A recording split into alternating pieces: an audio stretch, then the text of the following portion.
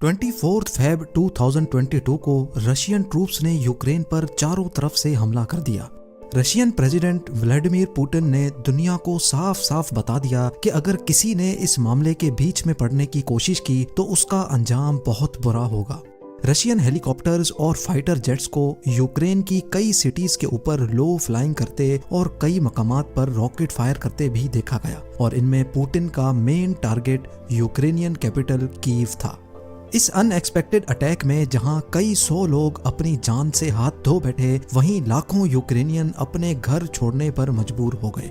जान बचाने के लिए कई लोग बेसमेंट्स में जा छुपे और कुछ ने मेट्रो स्टेशंस में पनाह लेने को बेहतर समझा।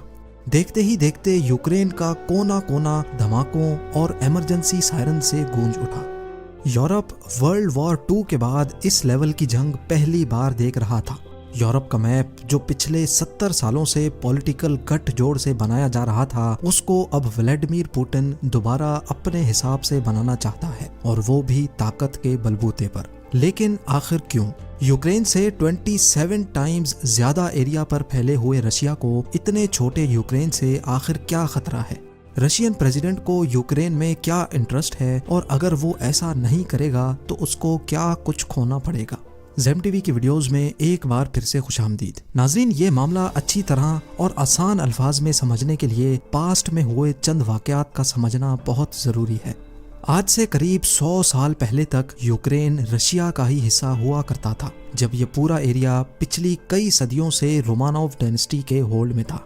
1900s की शुरुआत में ही लोग अपने रशियन किंग से तंग आ गए और आखिरकार जब बर्दाश्त का लेवल क्रॉस हो गया तो 1917 में रशियन रेवोल्यूशन ने रोमानोव डायनेस्टी को उखाड़कर रशियन एम्पायर का तख्त उलट दिया।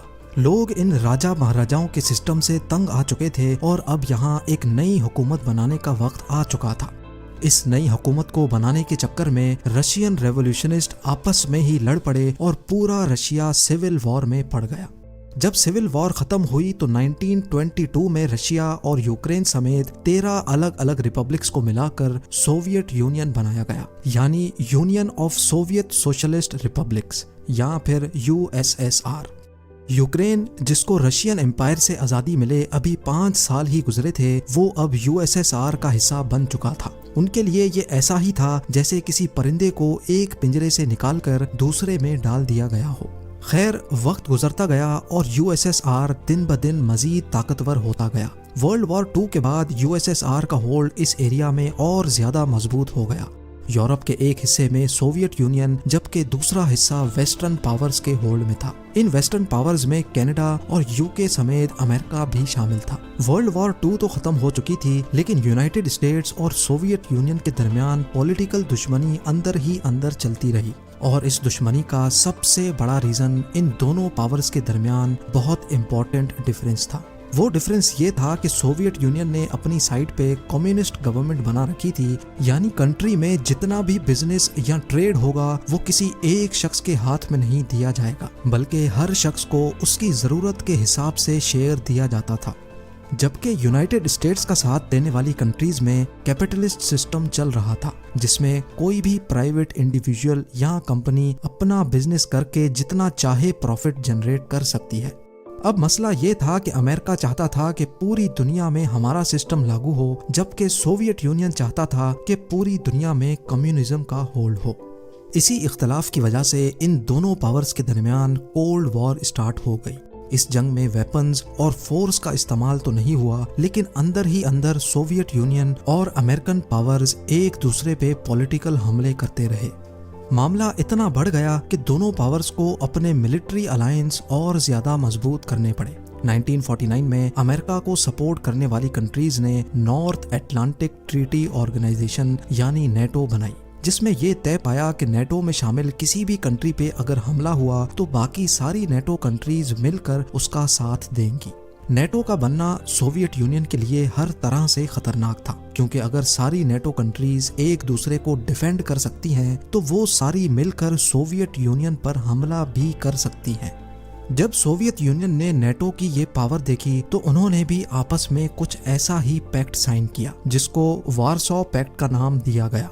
इन दोनों पावर्स ने आपस में एक दूसरे को बचाने के लिए ऑर्गेनाइजेशंस तो बना ली, लेकिन अंदर ही अंदर कोल्ड वॉर अभी भी चलती रही, क्योंकि आखिरकार दोनों की आइडियोलॉजी में इतना ज्यादा फर्क जो था। पूरे 42 इयर्स तक ये कोल्ड वॉर ऐसे ही चलती रही, जिसमें दोनों पावर्स का टारगेट एक दूसरे को कमजोर करना था और आखिरकार एक साइड को कमजोर होना ही पड़ा। 1991 में यूक्रेन जैसी रिपब्लिक्स ने खुद को सोवियत यूनियन से अलग करने का मुतालबा कर दिया, यानी यूएसएसआर में शामिल अलग अलग रिपब्लिक्स अब आज़ाद मुल्क बनना चाहते थे। 15 रिपब्लिक्स को मिलाकर बनाया जाने वाला सोवियत यूनियन अब 15 अलग अलग इंडिपेंडेंट कंट्रीज में बंट गया और इसके साथ ही इनका बनाया हुआ वारसो पैक्ट भी भाप बनकर उड़ गया। यूक्रेन आखिरकार एक बार फिर से आज़ाद मुल्क बनने में कामयाब हो गया। सोवियत यूनियन से आज़ादी पाने वाली कंट्रीज अब अपने फैसले खुद कर सकती थी, लिहाजा सबसे पहले इन्होंने अपने ऊपर थोपी गई कम्युनिस्ट गवर्नमेंट को उठा फेंका। रशिया, जो पहले सोवियत यूनियन की वजह से काफ़ी स्ट्रॉन्ग था, वो अब दुनिया की नज़र में कमज़ोर पड़ चुका था। दूसरी साइड पे कोल्ड वॉर खत्म होने के बावजूद भी वेस्टर्न पावर्स की अलायंस टस से मस ना हुई, बल्कि इनकी ताकत में इजाफा ही होता गया। 1999 में सोवियत यूनियन से आज़ादी पाने वाली 3 कंट्रीज पोलैंड, चेक रिपब्लिक और हंगरी ने पासा पलट दिया और नेटो से जा मिले। नेटो में शामिल होने का ट्रेंड दिन ब दिन मजीद बढ़ता गया और 2004 में 7 और कंट्रीज ने भी नेटो को ज्वाइन कर लिया, यानी जो रिपब्लिक्स पहले रशिया का साथ दे रही थी वो अब नेटो की अलायंस का हिस्सा बन गई। और ये वो वक्त था जब पहली बार रशिया का बॉर्डर नेटो के साथ फेस टू फेस आ चुका था।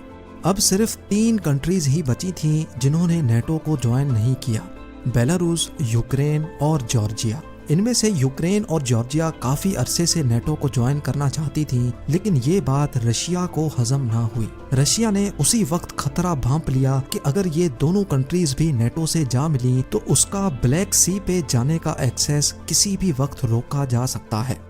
नाजरीन, यहाँ आपको बताते चलें कि यूएस और सऊदी अरेबिया के बाद रशिया दुनिया का तीसरा बड़ा मुल्क है जो ऑयल और गैस प्रोड्यूस करके इंटरनेशनल मार्केट में ब्लैक सी के जरिए ही एक्सपोर्ट करता है। और यही वजह थी कि रशिया यूक्रेन और जॉर्जिया की नेटो में शमूलियत को अपोज कर रहा था।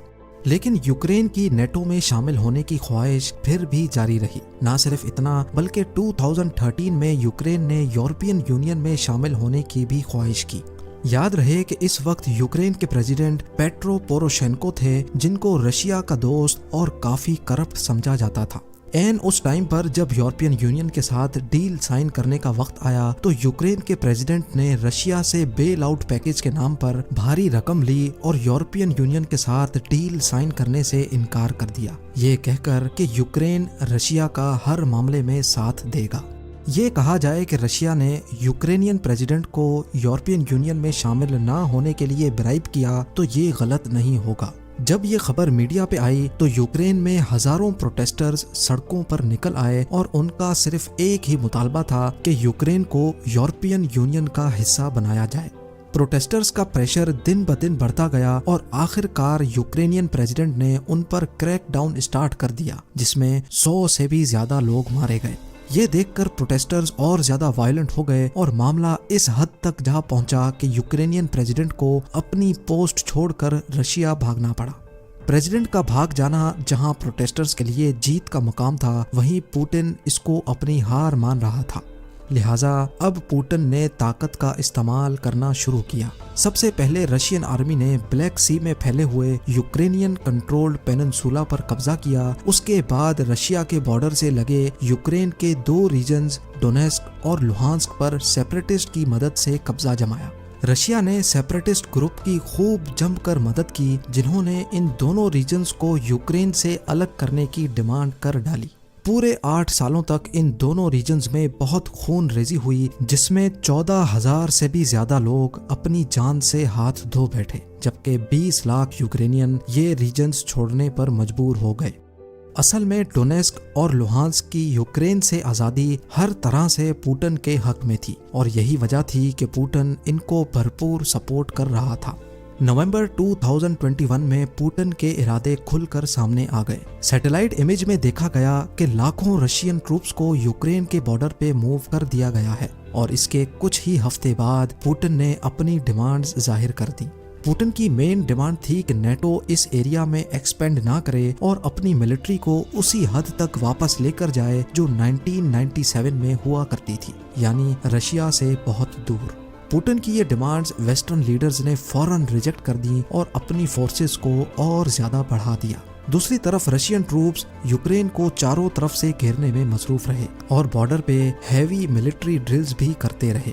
21 फेब 2022 को पुतिन ने लाइव आकर डोनेस्क और लुहांस्क रिपब्लिक को अलग देश एक्सेप्ट कर लिया और इसके साथ ही रशियन ट्रूप्स इन दो रीजन्स में पीस कीपिंग के नाम पर एंटर हो गए। दूसरी तरफ यूक्रेन के प्रेसिडेंट वोलोडिमिर ज़ेलेंस्की ने भी एक वीडियो पैगाम में रशियंस को मैसेज दिया कि जंग में अगर नुकसान हुआ तो वो और किसी का नहीं बल्कि दोनों कंट्रीज के लोगों का होगा। वेस्टर्न लीडर्स का कहना है कि यूक्रेन एक इंडिपेंडेंट कंट्री है और हम किसी को भी नेटो में शामिल होने से रोक नहीं सकते।